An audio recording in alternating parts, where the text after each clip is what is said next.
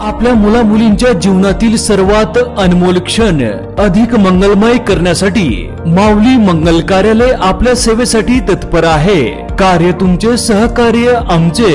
लग्न समारंभ, साखरपुडा, वाढदिवस, स्नेह संमेलन, डोहाळे जेवण ह्या व अशा तुमच्या खास क्षणासाठी उत्कृष्ट ठिकाण म्हणजेच माऊली मंगल कार्यालय, तीही आता अगदी नवीन व वेगळ्या स्वरूपात। भव्य दिव्य हॉल, आकर्षक स्टेज व लाइटिंग, विधिवत लग्न व साखरपुड्यासाठी विधी मंडप, डायनिंग हॉल व प्रशस्त पार्किंग व्यवस्था। हळदी कार्यक्रमापासून तर वधूवर कार्यालय सोडेपर्यंत संपूर्ण पॅकेजची सोय।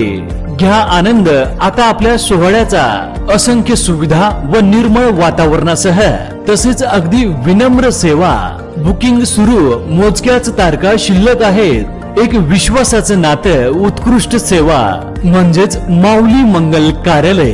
आमचा पत्ता नानस दुमाला, तळेगाव, नांदूर, शिंगोटे रोड। संपर्क 99 22 41 55 68 तसेच 91 72 26 04 22। मनमोहन सिंग हे जागतिक पातळीचे अर्थतज्ञ होते। त्यांनी 1991 साली अर्थमंत्री झाल्यानंतर संपूर्ण देशाच्या अर्थव्यवस्थेला वेगळी दिशा दिली। एक मुक्त अर्थव्यवस्था म्हणतो, उदारीकरण त्यास म्हणतो, परंतु आज काही जी परिस्थिती देशाची आहे, जी अर्थव्यवस्था आहे, त्यामध्ये त्यांनी घेतलेल्या धोरणाचा प्रमुख वाटा आहे, हे कोणालाही नाकारता येणार नाही। देशाचे पंतप्रधान ते झाले। अत्यंत सालस व्यक्तिमत्व, सुसंस्कृत व्यक्तिमत्व, थोडेसे अबोल होते परंतु निर्णयाला मात्र पक्के होते।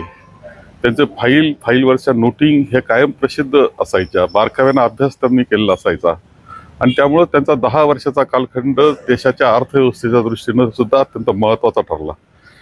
UPAच्या अध्यक्ष म्हणून सोनियाजी होत्या आणि पंतप्रधान डॉक्टर मनमोहन सिंगजी होते। अनेक धोरणं त्यांनी सामान्य माणसाला केंद्रीभूत मानून केलेले दिसतात।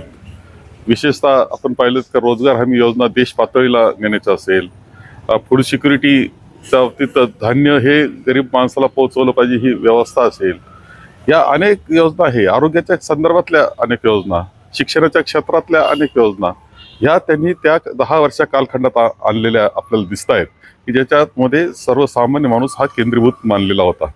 देशाची अर्थव्यवस्था सबल ठेवण्याकरता घेतलेले त्यांचे निर्णय एक दुर्गामी परिणाम करणारे राहिलेले आहेत। आज जागतिक पातळीला सुद्धा अनेक लोक त्यांचे सल्ले, अनेक देश त्यांचे सल्ले घेत असताना आपल्याला दिसत होते। याचं कारणच असं आहे की ते जागतिक पातळीला एक त्यांचा वकूब होता, विशेषतः अर्थविषयामधला त्यांचा वकूब होता। त्यांच्या जाण्यानं अत्यंत एक महत्त्वाचं व्यक्तिमत्व देशातलं आहे हे आपण गमावलेलं आहे। खरं म्हणजे डॉक्टर मनमोहन सिंग हे संयमी होते, सुसंस्कृत होते। ते राजकारणी म्हणून कदाचित नव्हते, परंतु त्यांनी देशाकरता घेतलेले निर्णय, विशेषतः त्यामध्ये असलेले त्यांची दूरदृष्टी आणि भक्कम एक निर्णय प्रक्रिया ही अत्यंत महत्त्वाची कायम राहिलेली आहे। खरं म्हणजे माझा त्यांचा संबंध काही वेळेस आला काही मिटिंगांच्या निमित्तानं, परंतु विदर्भामध्ये शेतकऱ्यांची आत्महत्या हा विषय खूप मोठ्या प्रमाणावर होता आणि मी कृषी मंत्री होतो।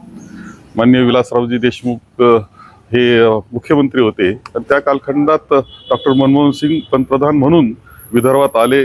आम्ही एकत्र दौरा केला।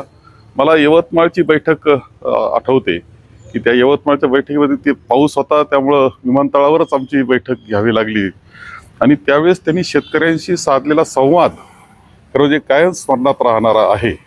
विशेषतः पिकाचा खर्च जो आहे, उत्पादन खर्च, तो कसा कमी करता येईल, जलसंधारणाचा कशा पद्धतीनं आपल्याला काम करता येईल, या व्यतिरिक्त जोडधंदा काय केला पाहिजे, साठवणुकीकरता आणखी कोणत्या गोष्टी केल्या पाहिजे, या सगळ्यावर अत्यंत बारकाईने चर्चा ते शेतकऱ्यांशी करीत होते आणि त्यांची संवाद साधताना आम्हालाही सहभाग होत होता आमचा आणि त्यांनी घेतलेली ती बैठक माझ्या कायम स्मरणात राहणारी आहे।